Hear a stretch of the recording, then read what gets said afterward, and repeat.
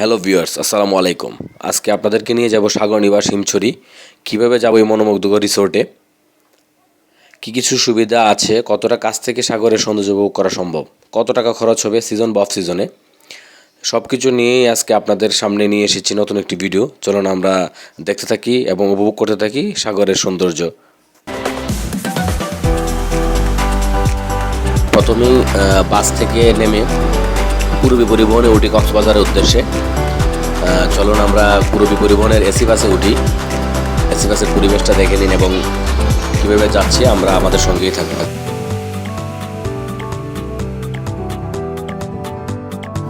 আমরা পূর্বী পরিবহন থেকে কলাতলি মোড়ে নেমেই একটা অটো ঠিক করি। অটোর ভাড়া হচ্ছে 120 থেকে 150 টাকা নেবে।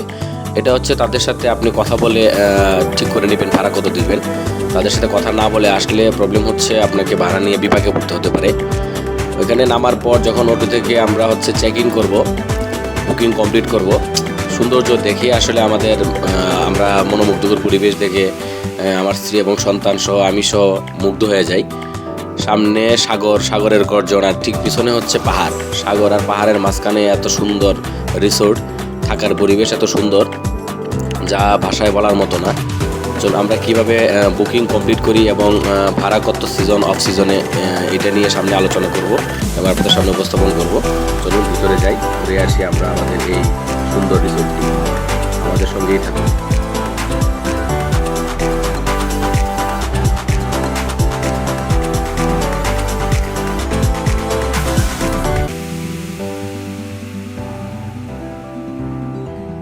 রিসোর্টে প্রবেশ করার সাথে সাথেই তাদের রিসিপশন থেকে একজন আসেন, সে আমাদের রিসিভ করে নিয়ে যায় রিসিপশন রুমে। ওখানে আমাদের আগে থেকেই হচ্ছে আমার এক বন্ধুর মাধ্যমে বুকিং কমপ্লিট করা থাকে।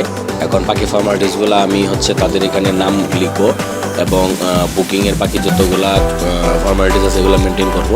রুম ভাড়া, রুমটা বুঝে নিব, রুমের চাবি বুঝে নিব। তো তার ফাঁকে হচ্ছে কাগজপত্র রেডি করার আগে আমরা হচ্ছে একটু এসির বাতাস খাচ্ছিলাম। ঠিক ওই মুহূর্তে আমার মেয়েকে তারা একটি চকলেট দেয়।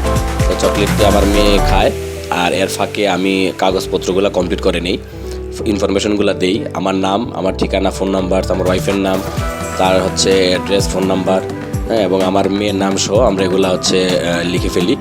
ওখানে ভাড়া কত এবং কী কী থাকছে দেখতে থাকুন আমাদের সঙ্গে।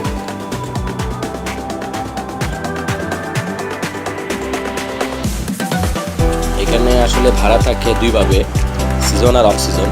সিজনে ভাড়া থাকে একটু বেশি আর অফ সিজনে ভাড়া থাকে কম। সিজনে যে রুমের ভাড়া থাকে 8,000 টাকা, এটা অফ সিজনে আমরা 4,000 টাকা দিয়ে বুকিং দিই।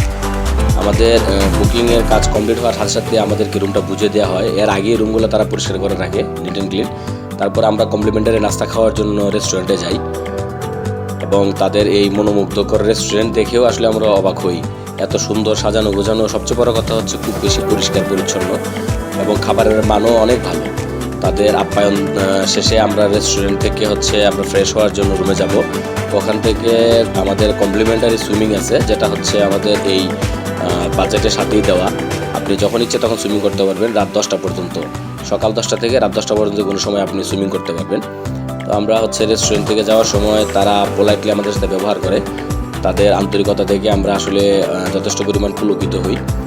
আমরা যখন সিঁড়ি দিয়ে নামছিলাম তখন মনের মধ্যে শুধু একটাই ছিল, আমরা যত তাড়াতাড়ি সম্ভব আমরা ড্রেস চেঞ্জ করে আমরা সাগরে যাব, যতটা তাড়াতাড়ি সম্ভব আমরা আমাদের এই সাগর আর পাহাড়ের সৌন্দর্য উপভোগ করবো। মনটাকে মানিয়ে রাখতে পারছিলাম না। চলুন আমাদের সাথে আপনারাও দেখে থাকুন কীভাবে আমরা হচ্ছে এই সাগরের সৌন্দর্য উপভোগ করছি আর কতটা আসলে সুন্দর এই রিসোর্টটি এবং কতটা সুন্দর তার পাশে সাগর এবং পাহাড়। লোকেশনটা আসলেই মনোমুগ্ধকর। আমাদের সাথেই থাকুন, আমাদের সঙ্গে থেকে উপভোগ করুন এই সাগরের সৌন্দর্য। রেস্টুরেন্টের নাম হচ্ছে পাপারমা রেস্টুরেন্ট। এটা হচ্ছে এই রিসোর্টেরই মালিকের ওনারশিপে, উনি রেস্টুরেন্টের মালিক এবং হচ্ছে এই সাগর নিবাসের মালিক। এটা হচ্ছে ক্যান্টনমেন্ট এরিয়া হওয়ার কারণে নিরাপত্তাও যথেষ্ট ভালো।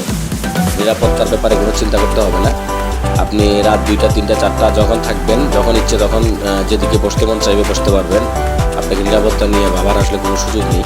রুমও পরিষ্কার পরিচ্ছন্ন করে রাখা ছিল। আমরা রুম থেকে বের হয়ে এসে বাইরে সাগরের ঠিক পাশেই এখানে বসার জন্য একটা সুন্দর স্পেস আছে, ওখানে বসি। ওখান থেকে রিসোর্টকেও সুন্দরভাবে দেখা যাচ্ছিল, পাহাড় দেখা যাচ্ছিল আর এই পাশে সাগর দেখা যাচ্ছিল।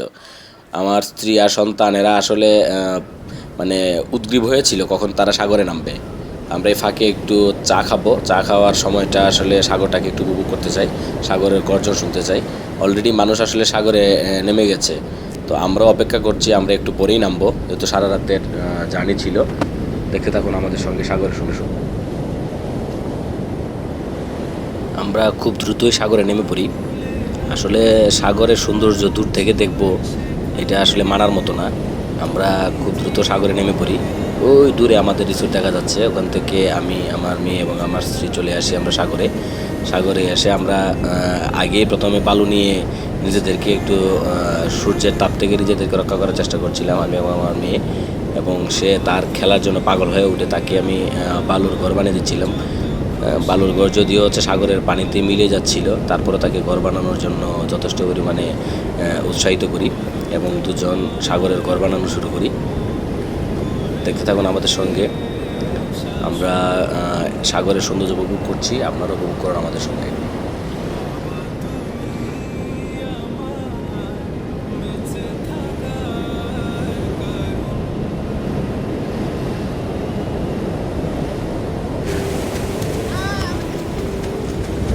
আমরা সাগরে সময় কাটানোর পরে সাথে সাথে চলে আসি সুইমিং পুলে।